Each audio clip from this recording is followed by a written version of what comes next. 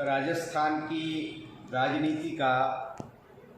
पिछले 70 वर्षों में जिस तरह से इन दिनों में जो पॉलिटिकल ड्रामा चल रहा है, मेरे ख्याल से राजस्थान के लोकतांत्रिक इतिहास में ऐसा पहले कभी हुआ नहीं। इस ड्रामे के जो पात्र है और जो इस ड्रामे का वक्त है, दोनों ही अपने आप में बड़ी विचार करने योग्य बात है। राजस्थान की 7 करोड़ आवाम के लिए कि हम जिन लोगों को अलग अलग पार्टी की विचारधारा के नाम पर चुन करके भेजते हैं, वो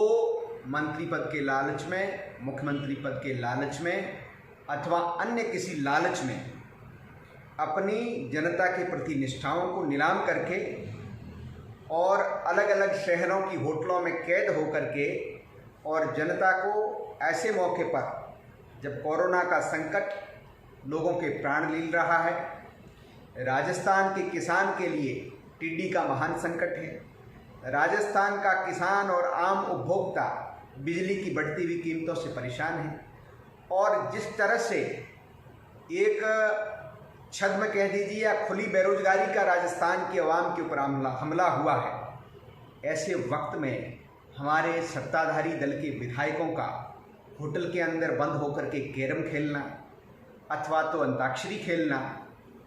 ये मैं समझता हूँ राजस्थान की 7 करोड़ आवाम की जन भावनाओं के साथ खेलना है। जिस भावना के साथ उनको शासन करने का अधिकार दिया था,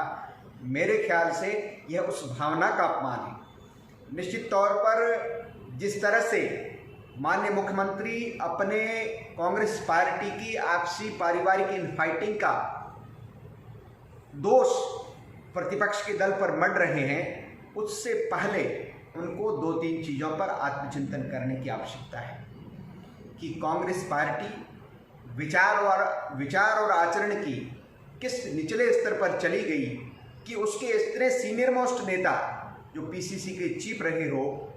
जो डिप्टी चीफ मिनिस्टर रहे हो, जो अन्य भी कई पदों पर रहे हुए लोग हैं, जो उस खेमे में चले गए, जो पार्टी से विद्रोह करके, सरकार से विद्रोह करके और सरकार को गिराने का और सरकार के अल्पमत में होने का दावा कर रहे हैं, उनको भारतीय जनता पार्टी पर चार्ज लगाने से पहले अपने ही परिवार में जिस तरह की भगदड़ मची है, उस पर बहुत आत्मचिंतन करने की आवश्यकता है।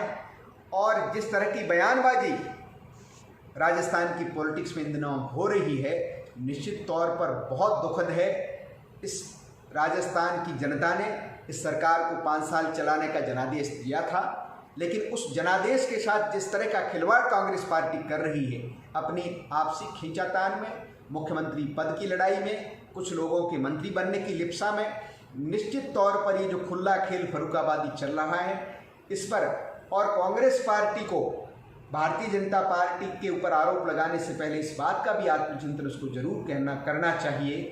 कि डूबते हुए जहाज में जिस तरह से चूहे कूद कूद के भाग रहे हैं, उसके विधायक राज्य दर राज्य इस तरह से भाग रहे हैं। और मैं विधायकों से भी एक आह्वान करना चाहूँगा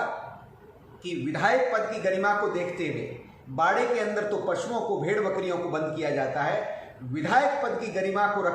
ध्यान में रखते हुए, जनता की आपके प्रति जो आस्था है उसको ध्यान में रखते हुए, लोकतंत्र की गरिमा को ध्यान में रखते हुए आप सबको इन बाड़ों से निकल करके आम आवाम के बीच में आना चाहिए, पब्लिक के बीच में आना चाहिए और यह कहना चाहिए कि हमको कोई खरीद नहीं सकता। आपकी जिस किसी पार्टी के प्रति निष्ठा हो या आप निष्ठा बदलना भी चाहते हैं, तो इस तरह से जो है पोशीदा ढंग से षड्यंत्र करके अपनी निष्ठाएं मत बदलिए, निष्ठाएं खुलेआम बदलिए। आपका किसी दल से मन भर गया है तो भी आप किसी दल में शामिल हो सकते हैं, यह आपका लोकतांत्रिक राइट है। लेकिन इस तरह से होटलों के अंदर कैद होकर के